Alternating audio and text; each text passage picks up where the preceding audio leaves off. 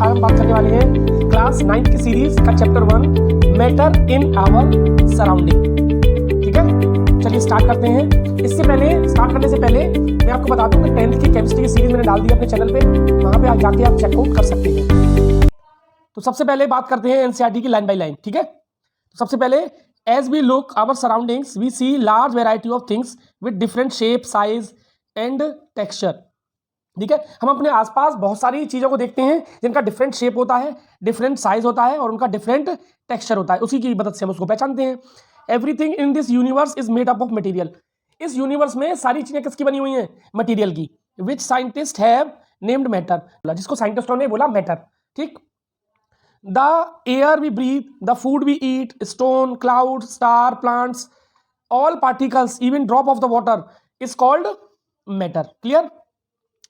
We can also see as we look around things mentioned above occupy space and mass। ये चीजें ऊपर दिखाई गई हैं, आपने देखा होगा वो सब स्पेस ऑक्यूपाई करती हैं और उनके अंदर मास होता है। मास मतलब matter contained in the body. ठीक है, मास ऑक्यूपाई करती हैं and volume. Since earlier times human beings have been trying to understand their surroundings. Every Indian philosopher classified matter in the form of 5 basic element. Indian philosopher ने भी matter को define करने के लिए अपने facts दिए, जिसमें बोला पंच तत्व, air, earth, fibre, sky and water. मतलब कोई भी चीज है वो इनसे मिलकर बनी है, air, earth, fire, sky and water.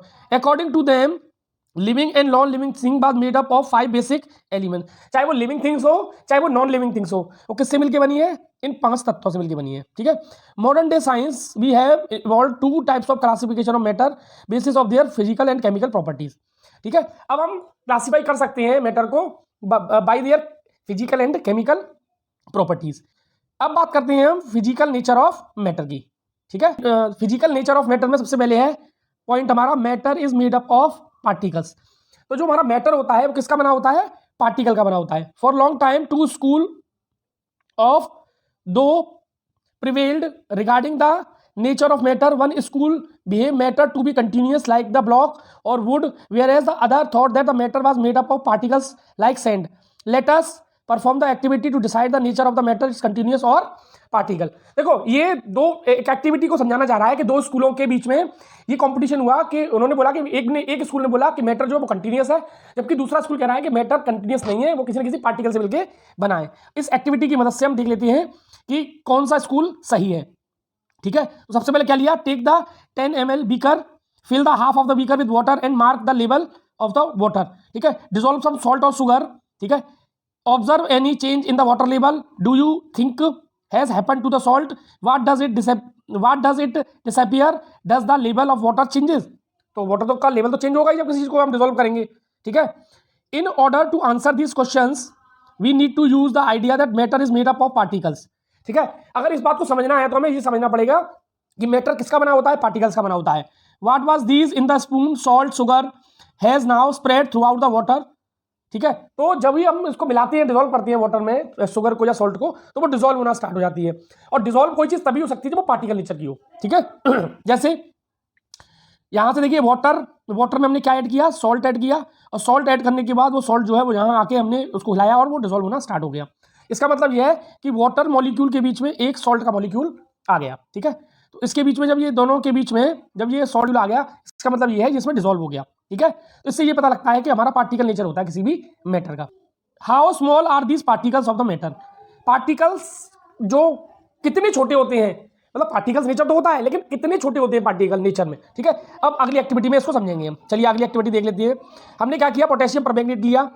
ठीक है, उसको हमने किस में डिसॉल्व कर दिया? वाटर में डिसॉल्व कर दिया, और उसकी कॉन्सेंट्रेशन को हम कम करते गए, उसकी कॉन्सेंट्रेशन को आगे आके कम करते गए। तो कम करने पर देखा, तो सबसे पहले हम पोटेशियम परमैंगनेट हमने इसको में मिलाया, तो देखिए वाटर का जो कलर है वो पोटेशियम परमैंगनेट के कलर जैसा हो गया, पर्पल। क्या हो गया?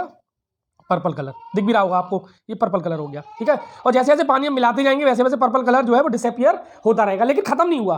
कम तो हो रहा है लेकिन खत्म नहीं हो रहा। इसका मतलब ये है कि जो पार्टिकल्स होते हैं, अब हमने कितना मिलाया? बहुत थोड़ा पोटेशियम परमैंगनेट मिलाया, पानी हमारे पास बहुत अमाउंट में था। इसका मतलब ये है कि जो भी हमने पार्टिकल्स परमैंगनेट के मिलाए वो मिलियंस की अमाउंट में थे। किसमें थे? मिलियंस अमाउंट में। है कि जो मैटर होता है वो पार्टिकल से मिलकर बना होता है, और ये पार्टिकल्स छोटे से अमाउंट में मिलियंस ऑफ पार्टिकल्स होते हैं। क्लियर, इस एक्टिविटी से ये प्रूव होता है। चलिए आगे चलते हैं। अब बात करते हैं पार्टिकल के कैरेक्टरिस्टिक्स की। ठीक है, पार्टिकल की कौन कौन सी कैरेक्टरिस्टिक्स होती हैं। तो characteristics of particles of matter, matter का जो पार्टिकल होता है उसकी कैरेक्टरिस्टिक्स क्या होती है। अब पार्टिकल की कैरेक्टरिस्टिक्स देखेंगे।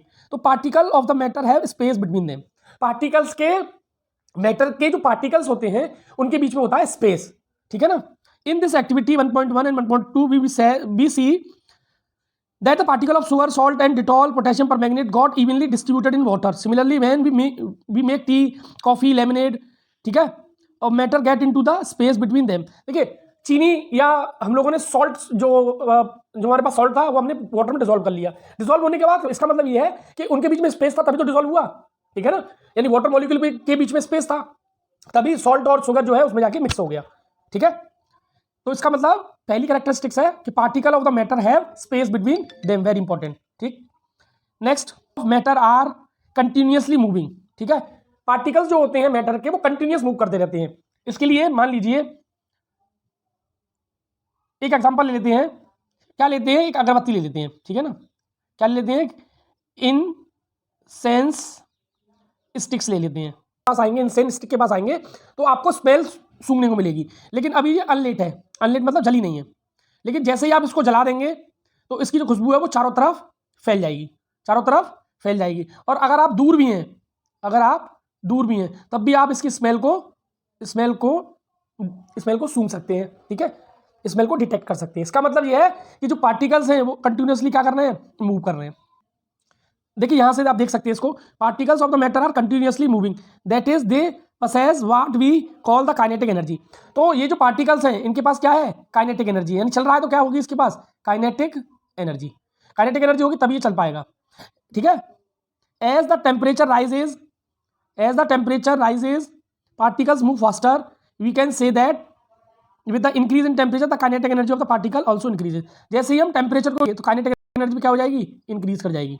आपने देखा भी होगा अगर हम हॉट वाटर में सॉल्ट मिलाते हैं तो वो इजीली घुल जाता है, जबकि ठंडे पानी में या कोल्ड वाटर में मिलाएं तो वो इजीली नहीं मिलता, क्योंकि हॉट वाटर में जो पार्टिकल की स्पीड होती है वो ज़्यादा होती है, कंटिन्यूसली मूव करते रहते हैं, जिससे वो इजीली डिसॉल्व हो जाते हैं। ठीक है ना।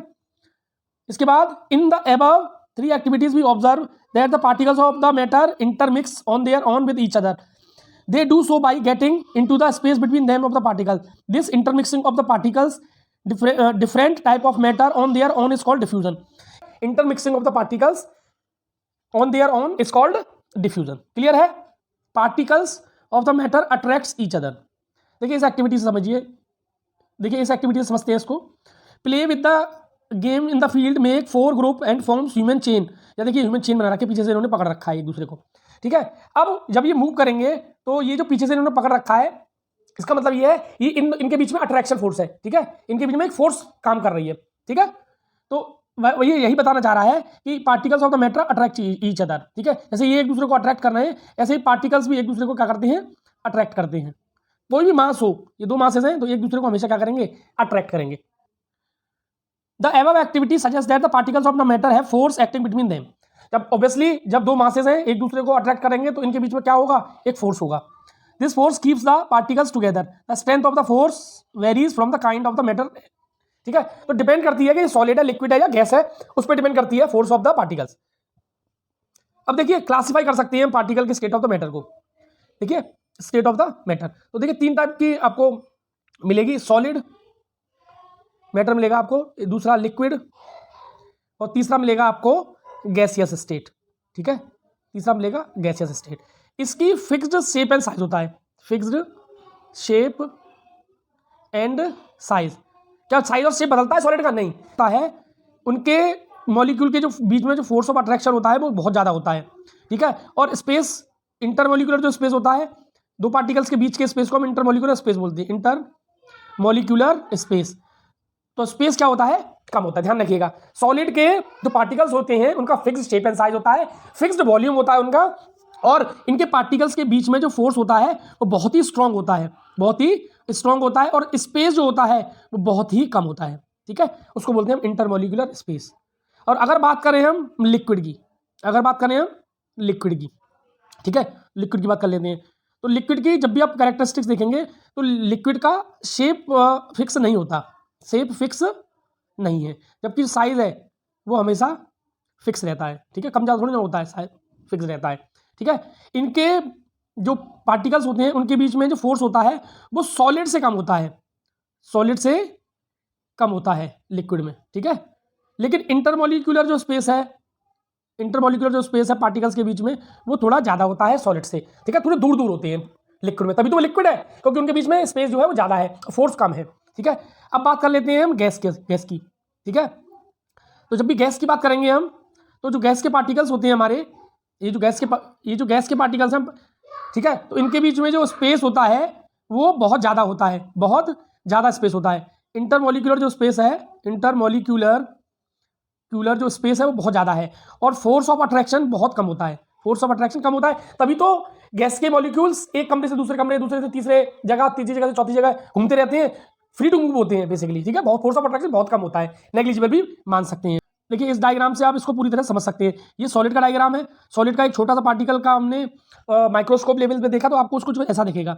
इनके मॉलिक्यूल के बीच में स्पेस देखिए बहुत कम है और फोर्स ऑफ अट्रैक्शन बहुत ज़्यादा है। यहाँ देखिए ये लिक्विड है, लिक्विड के पार्टिकल्स के बीच में स्पेस थोड़ा ज़्यादा होता है, लेकिन फोर्स ऑफ अट्रैक्शन थोड़ा कम होता है, स्पेस ज़्यादा होता है, ठीक है ना। जबकि गैस के पार्टिकल्स के बीच में स्पेस बहुत ज़्यादा होता है और इंटरमॉलिक्यूलर जो फोर्स होता है वो बहुत कम होता है, इसीलिए इसको सॉलिड, इसको लिक्विड और इसको गैस बोलते हैं। आज तक के लिए इतना ही। मेरे चैनल को सब्सक्राइब कीजिए, लाइक कीजिए, वीडियो को शेयर कीजिए। Thank you.